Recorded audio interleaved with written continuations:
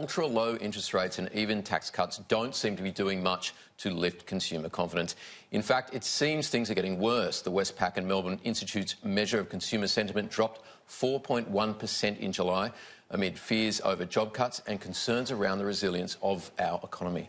Well, joining us to discuss live in the studio this morning is Matthew Hassan, Senior Economist at Westpac, and Russell Zimmerman from the Australian Retailers Association. Gentlemen, very good morning and thank you so much for joining us. Matthew, perhaps we can kick it off with you just around that sentiment survey, a two-year low. That is despite two interest rate cuts from the RBA and, of course, the government's tax cuts getting through the parliament. I mean, how concerning is this latest reading? So it is a little troubling. The headline read is not a warning alarm bell. I think we've moved from sentiment being the index at around 100, which is sort of the gain line for confidence, to 95. If we drop below 90 or into the low 80s or lower, then that's a really worrying sign. 95, though, I think the important thing is the context. As you say, back-to-back rate cuts, a sizable tax relief policy passing through Parliament, and confidence goes backwards.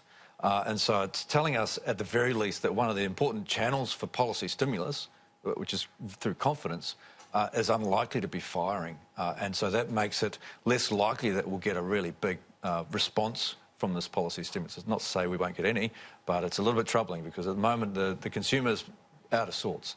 And it suggests we're going to see more challenging conditions near term for consumer spending. Russell, your view on what's going on in business, especially small business and retail at the moment. We had those interest rate cuts. In some ways, it's not surprising that confidence wasn't reflected in that because the rates were cut because of concerns around the economy. What are you hearing in business and retail? Well, firstly, it'd be wrong for me to say that retail's booming because it's not. It's tough, and it has been tough for a long time. I think that's been fairly well documented. I think there's a couple of things to look at, and there's some positive signs sitting there. The first one is if you look at restaurants in particular, they're seeing about 5.5% year-on-year increase up at the moment. Now, restaurants tend to be a lead indicator in the retail industry. People start to want to give themselves little benefits, little upsides. So they'll go out and they'll have dinner out. So that we think might be a lead indicator. I think the other thing is to remember that we've had in New South Wales an election in February, March. So that, and New South Wales being a very big state, obviously retail was pretty tough. We had a federal election in May, and the April figures were in negative. Now, I make it very clear they were negative, 0.1 down. May has now gone back 0.1 up. I think what we've been talking about here, the tax cuts, will take a little time to come in, but I think all the indicators are right. And the reason I say that is we've had a 3% wage increase, we've had 2 rate cuts, and now we've got the tax rebate. And this morning we know that there's some more money for pensioners. Now, look, probably pensioners aren't the big spenders.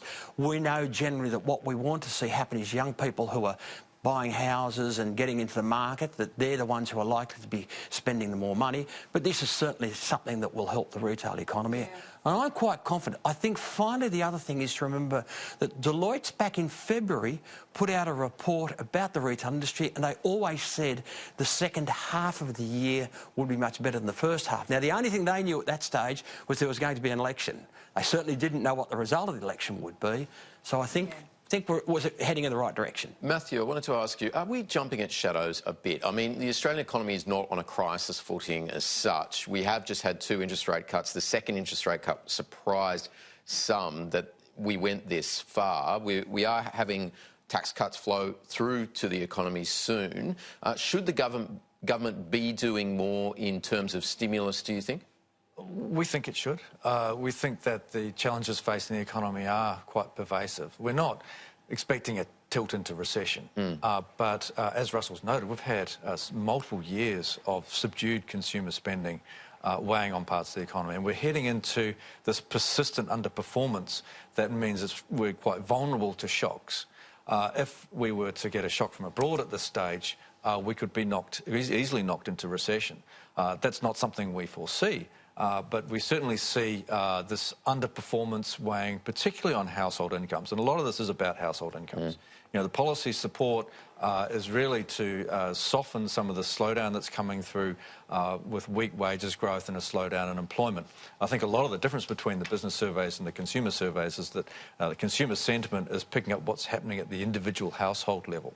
Business surveys include population growth.